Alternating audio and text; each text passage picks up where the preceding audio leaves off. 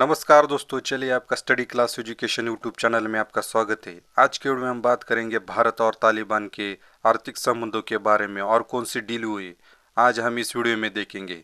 भारत अफगानिस्तान संबंध का एक नए चरण में प्रवेश, तालिबान विदेश मंत्री की नई दिल्ली की पहली यात्रा। अंतर्राष्ट्रीय संबंध, भारत अफगानिस्तान संबंध एक नए चरण में प्रवेश, तालिबान विदेश मंत्री की नई दिल्ली की पहली यात्रा। प्रारंभिक परीक्षा के लिए तालिबान शासन के तहत भारत अफगानिस्तान संबंधों के आर्थिक और व्यापारिक आयाम क्या है। तालिबान सरकार से निपटने में भारत के सामने प्रमुख चुनौतियां क्या है। अफगानिस्तान के विदेश मंत्री आमिर खान मुफ्ती की नई दिल्ली में भारतीय विदेश मंत्री एस जयशंकर और अन्य वरिष्ठ अधिकारियों के साथ बातचीत करेंगे। बातचीत राजनीतिक, आर्थिक और व्यापारिक मुद्दों पर केंद्रित होगी।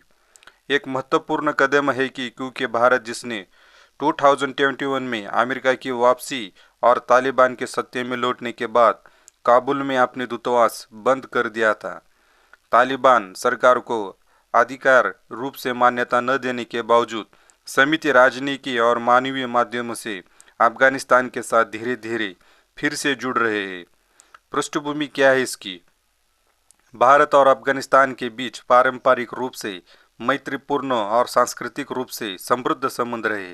हालांकि अगस्त 2021 में अफगानिस्तान से अमेरिका की वापसी और तालिबान के सत्ते में लौटने के बाद भारत ने सुरक्षा चिंताओं के कारण काबुल में अपना दूतावास बंद कर दिया।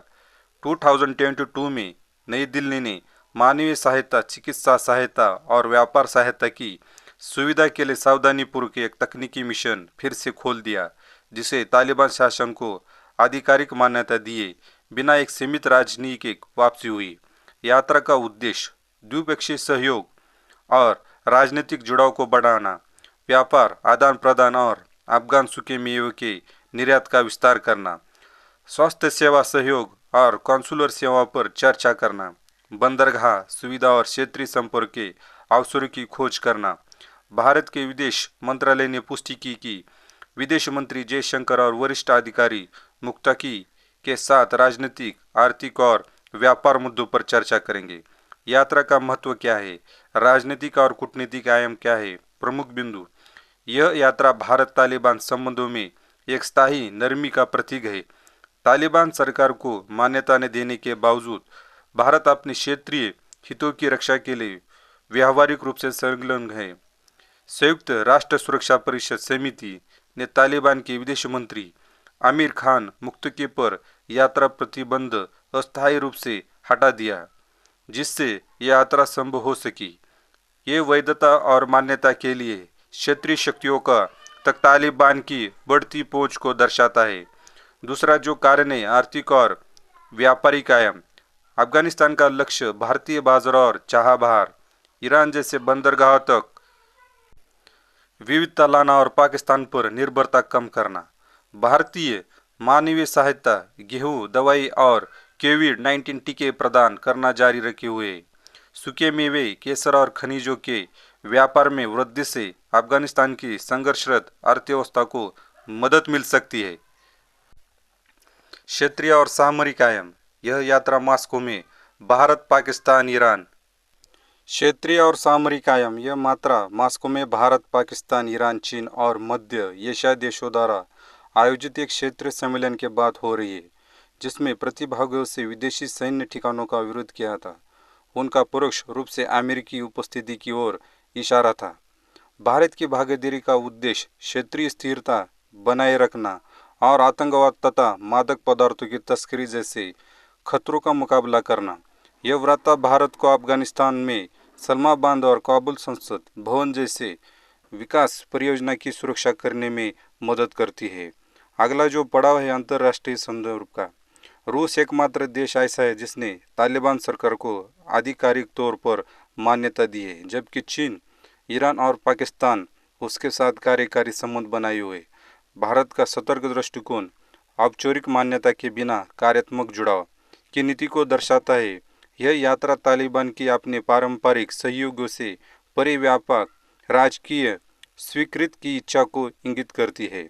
इसकी जो चुनौतियां है, सुरक्षा और आतंकवाद के खतरे, भारत अफगानिस्तान की धरती से संचालित लश्कर-ए तोयबा और जैश-ए-मोहम्मद जैसे भारत विरोधी आतंकवादी समूहों से चिंतित है। अफगानिस्तान ने फिर से आतंकवादियों को शरणस्थली बनाने का खतरा क्षेत्रीय स्थिरता के लिए खतरा है। राजनीतिक वैधता का अभाव, अंतर्राष्ट्रीय स्तर पर मान्यता प्राप्त सरकार का अभाव भारत के लिए औपचारिक समझौते पर दीर्घकालिक सहयोग को मुश्किल बनाता है। मानवाधिकार और लैंगिक चिंताएं, तालिबान शासन में महिलाओं की शिक्षा, काम और सार्वजनिक जीवन पर प्रतिबंध भारत के लोकतांत्रिक और मानवीय मूल्यों के साथ टकराव पैदा करते हैं। कूटनीतिक तंगी, भारत को तालिबान के साथ संबंधों में संतुलन बनाए रखना होगा और साथ ही अमेरिका और उन पश्चिमी सहयोगी के साथ संबंध बनाए रखना होंगे जो आधिकारिक मान्यता का विरोध करते हैं। व्यापार और संपर्क बाधाएं, खरीब बुनियादी ढांचा, बैंकिंग बाधाएं और पाकिस्तान द्वारा जमीनी पहुंच से इनकार भारत अफगानिस्तान व्यापार में बाधा डालते हैं, जिससे चाबहार बंदरगाह महत्वपूर्ण हो जाता है। पाकिस्तान का प्रभाव, तालिबान के साथ इस्लामाबाद के गहरे संबंध भारत के रणनीतिक दायरे को सीमित करते हैं और इसका क्षेत्रीय प्रयासों को प्रभावित करते हैं।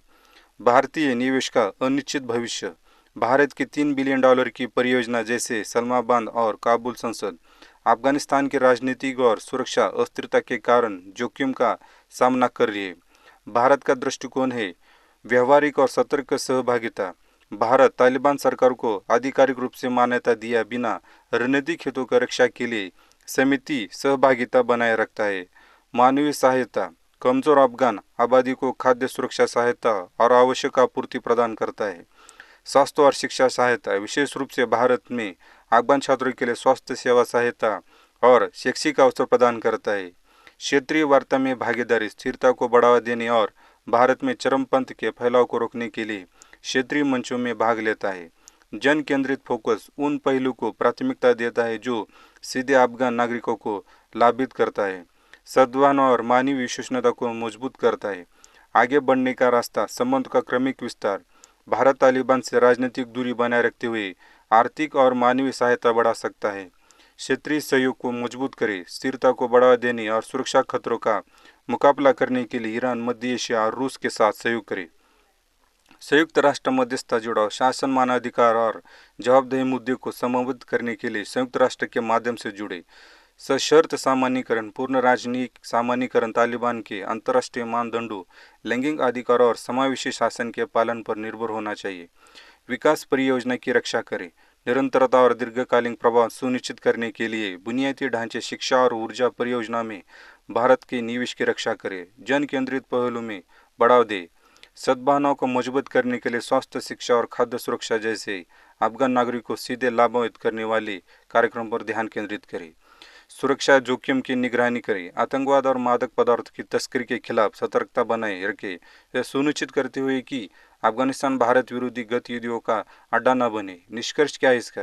आमिर खान मुफ्ती की भारत यात्रा दक्षिण एशिया में व्यावहारिक कूटनीति की और एक बदलाव को दर्शाती है। हालांकि भारत सतर्क है, लेकिन यह बातचीत अफगानिस्तान के भू राजनीतिक महत्व और खुले संचार माध्यम के बनाए रखने की आवश्यकता को स्वीकार कर का संकेत देते हैं। तालिबान के लिए यह यात्रा तेजी से विकसित हो रही क्षेत्रीय व्यवस्था में आर्थिक सहयोग और कूटनीतिक वैधता प्राप्त करने के लिए एक मंच के रूप में कार्य करती है। यही आज के वीडियो में था। आपको अगर ये वीडियो अच्छा लगे तो इसको सब्सक्राइब कर लीजिए। धन्यवाद।